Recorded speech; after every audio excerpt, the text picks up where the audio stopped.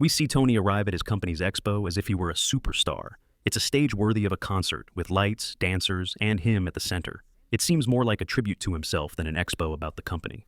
On the other hand, Tony is judged before the Senate. The government wants to acquire the armor's technology, as it could threaten national security if it's not under state control. Tony mocks the Senate and explains that it will be 10 years before others have this technology. He then declares that thanks to him and his creation, the world has never experienced such peace. He sends greetings to the senators' mothers, leaves making a spectacle of himself, and declares to the cameras, "I will serve this nation as I see fit." Here we can analyze something important that is also related to Tony's narcissistic traits, which is this sense of superiority he has over everyone, even over the government of the world's leading power. This sense of superiority results in an inability for Tony to accept help and work in a team.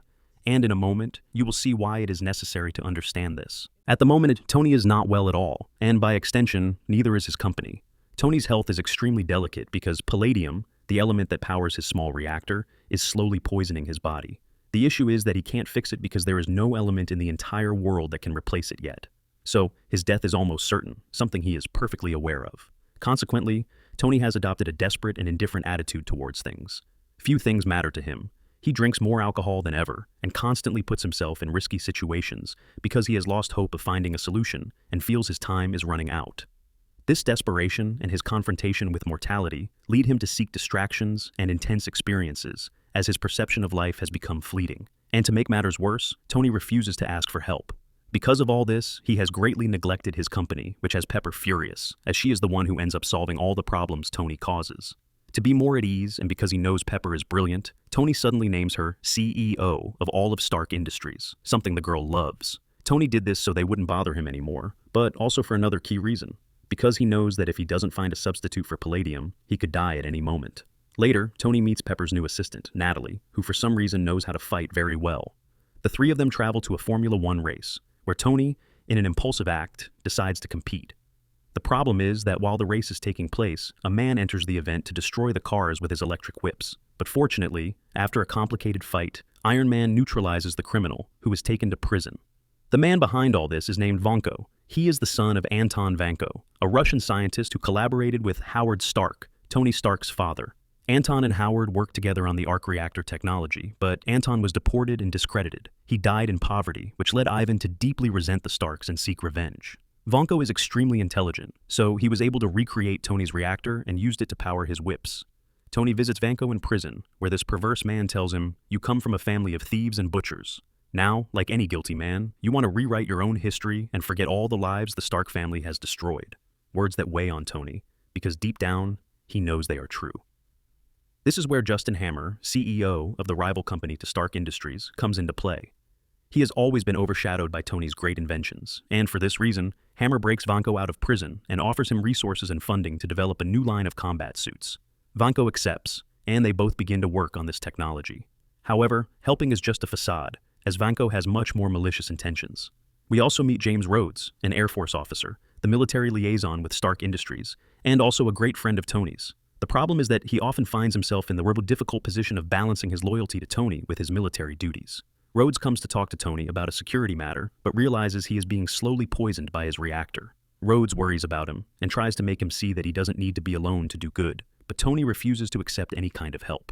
At night, Tony organizes a celebration for his birthday. However, he ends up getting very drunk and makes irresponsible use of his suit. He puts it on just for the other guests to see and fires energy recklessly, endangering everyone in the place. Fed up with all this, Rhodes puts on another one of Tony's suits, kicks everyone out of the party, and starts a fierce battle with him to stop him. Let's remember that Rhodes is a military man, and although Tony is one of his best friends, he understands that the Iron Man technology is extremely dangerous if used irresponsibly. Rhodes believes the army can use the armor more safely than Tony in his current state, so after stopping him, he takes the armor to the military base with the intention of putting this technology in responsible hands. Despite what it might seem, we see that Tony does not show a violent or angry reaction when Rhodes takes the suit, but one of resignation. This is because Tony is exhausted and overwhelmed by his health condition and external and internal pressures. His emotional state is so low that he simply doesn't have the energy to fight. Just then, a man arrives looking for Tony. He is Nick Fury, leader of SHIELD, an organization dedicated to maintaining global security and handling superhuman threats. Nick Fury is interested in Tony Stark as a possible member of the Avengers. He knows that Tony's technology and intelligence can be helpful to the team. However, he is also aware of Tony's personal, professional, and health problems and wants to assess if he is prepared to take on a greater responsibility. To help him, Fury gives him a briefcase containing videos of his father, information that can help solve his problem. Tony tells him that his father never showed him affection, and he feels that he practically hated him. However, Fury reveals that his father was his partner and one of the founders of SHIELD, so he knows perfectly well that he did love Tony, which leaves Stark very intrigued. Watching his father's tapes, he discovers that he left him a very important message. Tony, you're too young to understand this, but I want to tell you that I built this for you. Today, I am limited by the technology of my time, but when you solve it, you will change the world. I want you to know that you will always be my greatest creation. Until now, Tony had grown up thinking his father saw him only as a burden or a disappointment, but after hearing this, he realizes that Howard loved him and had great faith in him. And not only that, but he also reveals that everything he built was with Tony in mind, which leaves him with a mission and, above all, a legacy. This is a slap of reality, as he realizes he has a greater responsibility than just saving his own life, something that will make sense later. Inspired by these words, he goes to Pepper's office, who is still extremely angry with him. Tony brings her strawberries, but the woman complains that this is the one thing in the world she is allergic to. Maybe Tony didn't get the gift right, but at least he knew there was a connection between Pepper and strawberries, which is already progress. Pepper tells him to get lost, but Tony sees his father's old model and takes it to his laboratory to digitize it. In it, he discovers a kind of map to create a new element, and after days of work, he finally manages to synthesize a new power source that doesn't poison him. Once he finishes, he says to his deceased father, "You died 20 years ago, and you continue to teach me lessons. Thanks, Dad." This moment seems important to me because it leaves Tony with a fundamental lesson. He needs others. Yes, in a way, Pepper had already shown him this when she took over the management of Stark Industries, but this time, someone else has just given him the cure for how not to die from poisoning, which has just proven that although Tony is a genius, he could not have achieved this without the help and legacy of his father. This change becomes even more significant considering that Tony only accepts this need for help after a near-death experience. Once again, these types of experiences have impacted him deeply, as they put what really matters into perspective and remind him of his own vulnerability.